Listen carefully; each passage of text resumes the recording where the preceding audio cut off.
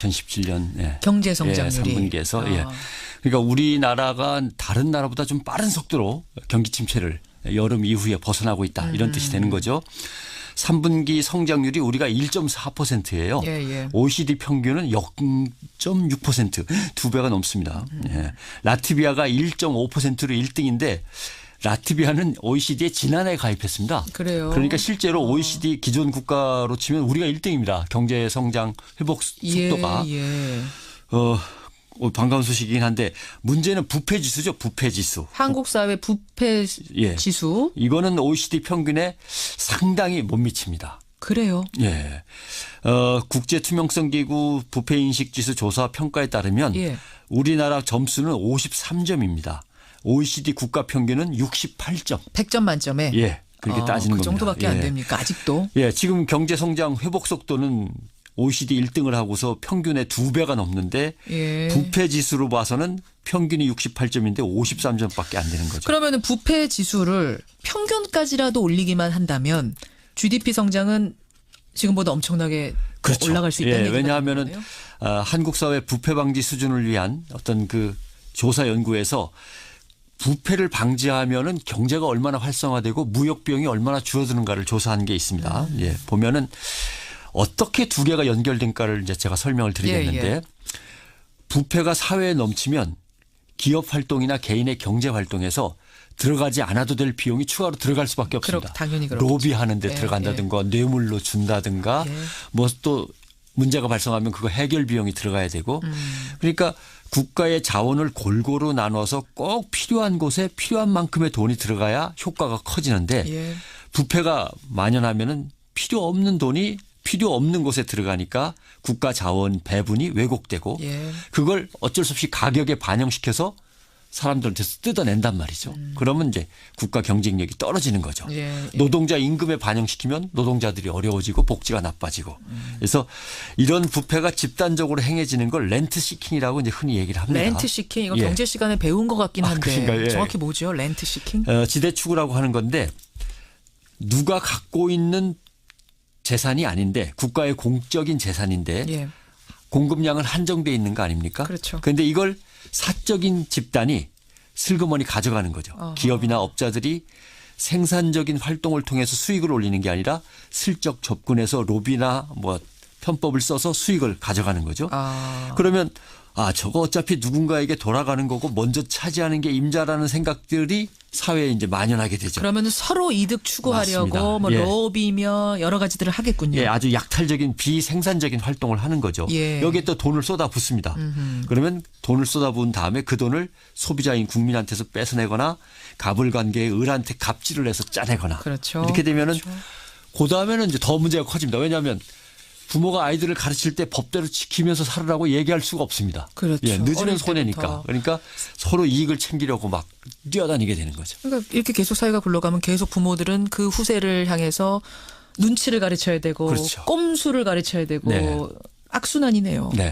정직한 노력과 정상적인 추구로는 성공하지 못한다는 인식이 이제 사회에 만연하게 되는데 여기서 또 흥미로운 거는 기득권을 이미 누리고 있는 사람들한테서 이런 현상이 더 악착같이 나타난다. 나의 기득권, 나의 부를 물려줘야 된다는 이런 생각에. 가난한 사람은 그냥 갑질 당하다 끝나는 경우가 많은데 지식과 정보를 갖고 있고 이미 돈을 갖고 있고 줄도 될 수 있는 사람들은 더 악착같이 이런 이익들을 갖다가 사회로부터 뜯어내려고 한다는 거죠.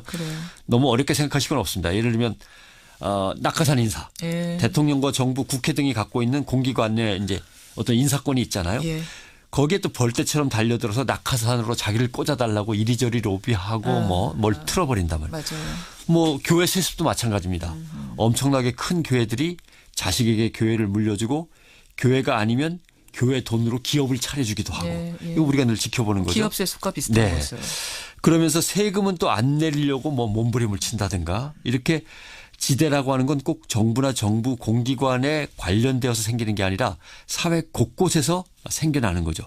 근데 이제 서민들은 정보도 없고 힘도 없고 네트워크도 없고 하니까 이런 사람들한테 늘 당하게 돼 있는 거죠. 구조상. 그래서 정부는 이런 행위들을 규제 또는 불법화해야 하는데 이걸 자꾸 늦추다 보면 더 문제가 생깁니다. 그래서 규제 개혁을 한다거나 또는 적폐 청산을 한다거나 뭐 얘기가 나오면은 이쪽에서 뭐라 그러고 저쪽에서 뭐라 그러고 하다 보면 눈치 보다 보면은 결국은 서민들은 계속 박탈당하는 그런 일이 바로 이제 부패 청산과 경제 발전이 어떻게 물려있나를 갖다 설명하는 거죠.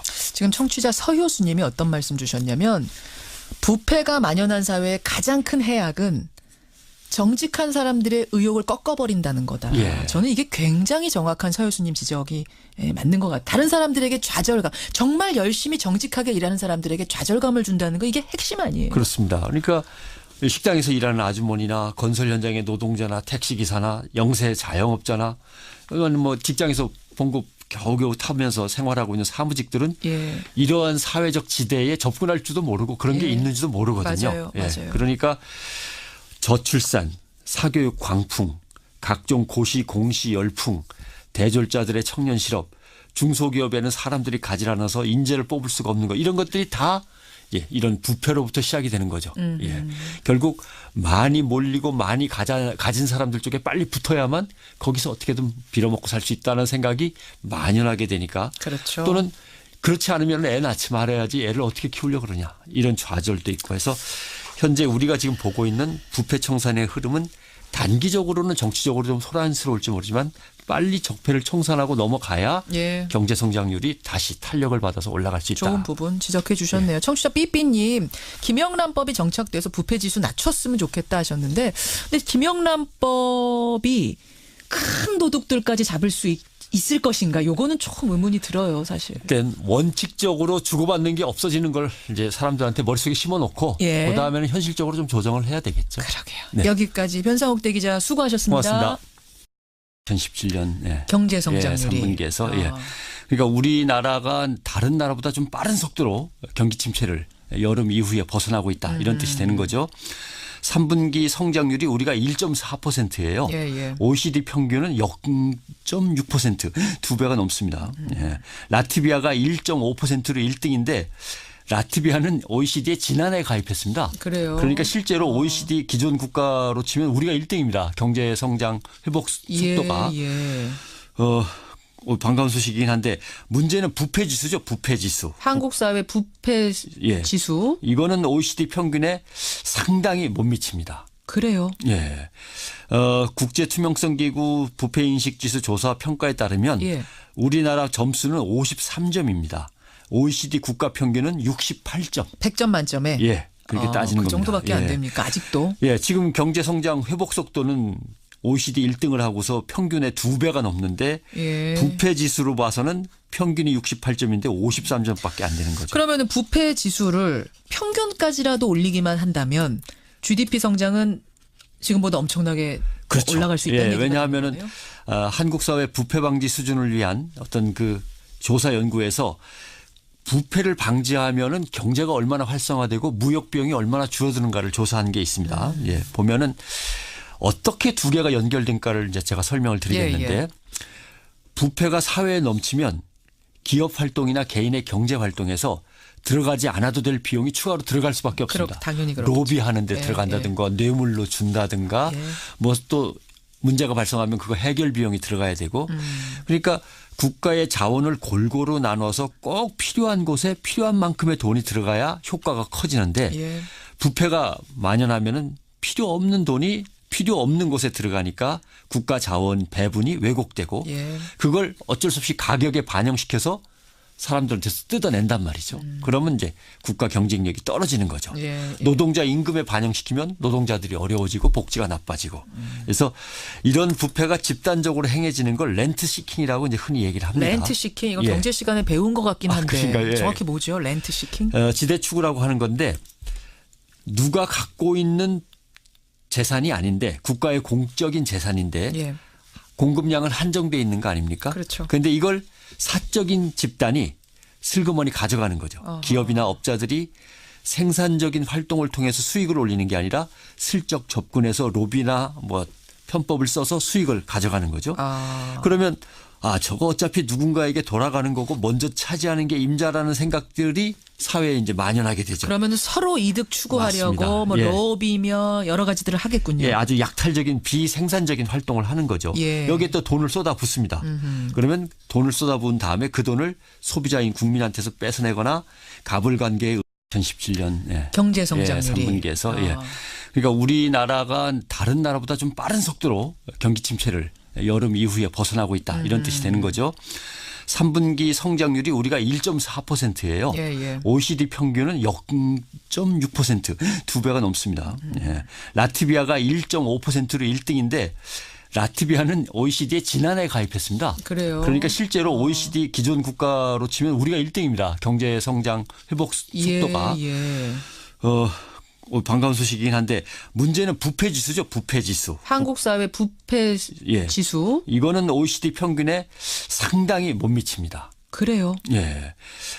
국제투명성기구 부패인식지수 조사 평가에 따르면 우리나라 점수는 53점입니다.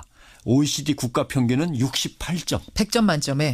그렇게 따지는 겁니다. 그 정도밖에 안 됩니까? 아직도? 지금 경제성장 회복 속도는 OECD 1등을 하고서 평균의 2배가 넘는데 부패 지수로 봐서는 평균이 68점인데 53점밖에 안 되는 거죠. 그러면 부패 지수를 평균까지라도 올리기만 한다면 GDP 성장은 지금보다 엄청나게 올라갈 수 있다는 얘기가 왜냐하면은 한국 사회 부패 방지 수준을 위한 어떤 그 조사 연구에서 부패를 방지하면은 경제가 얼마나 활성화되고 무역 비용이 얼마나 줄어드는가를 조사한 게 있습니다.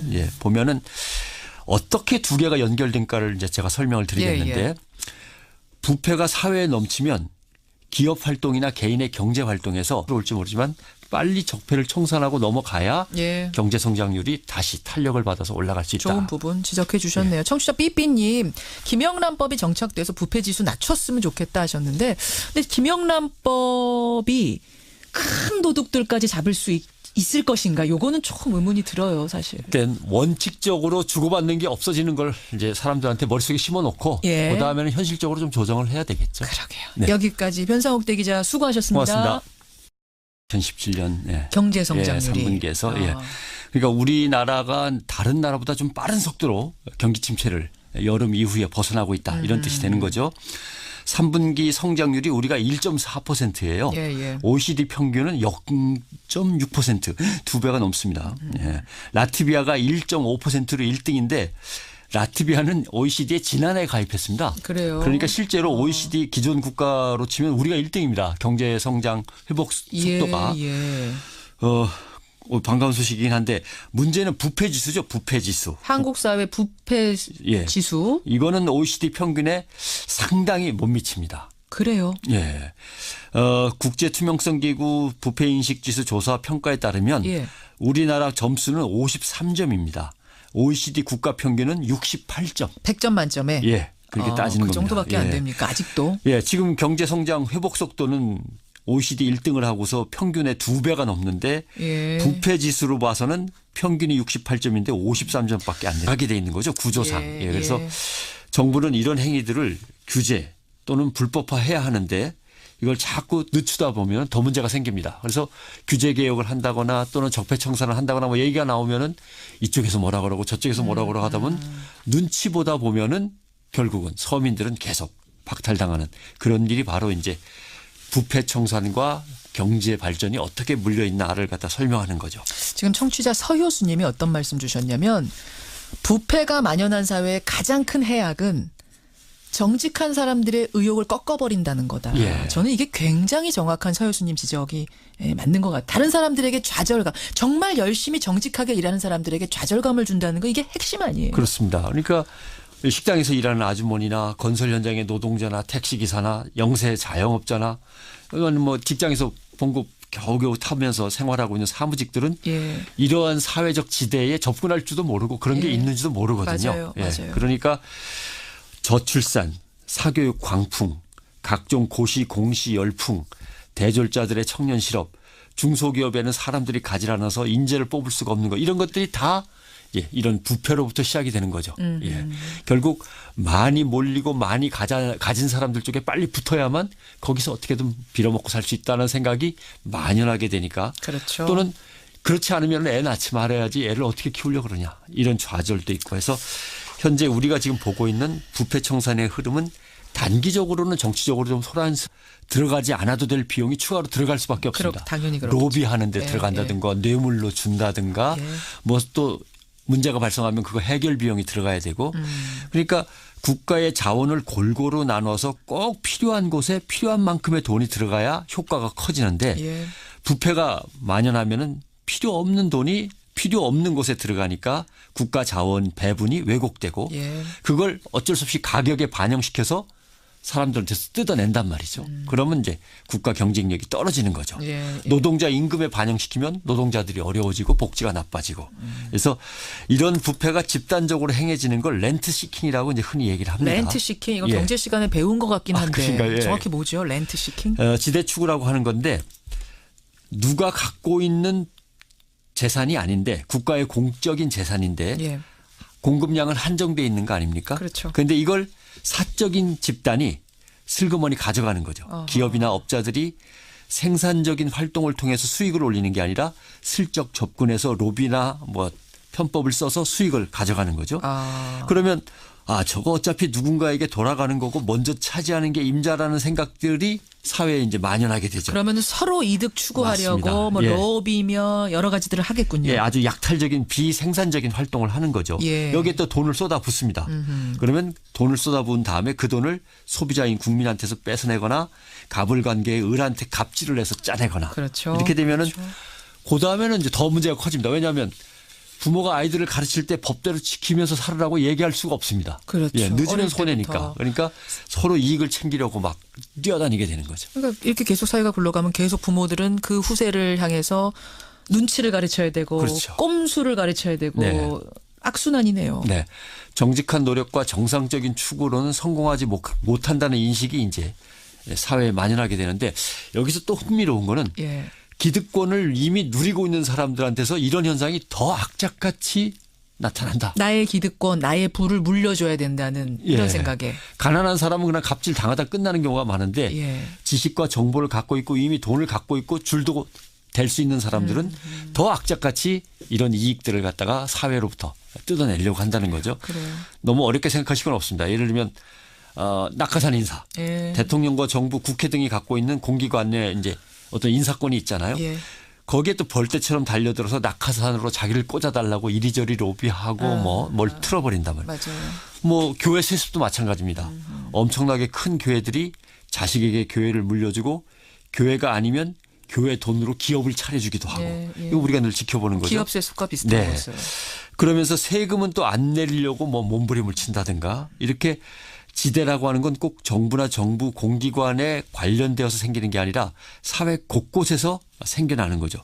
근데 이제 서민들은 정보도 없고 힘도 없고 네트워크도 없고 하니까 이런 사람들한테 늘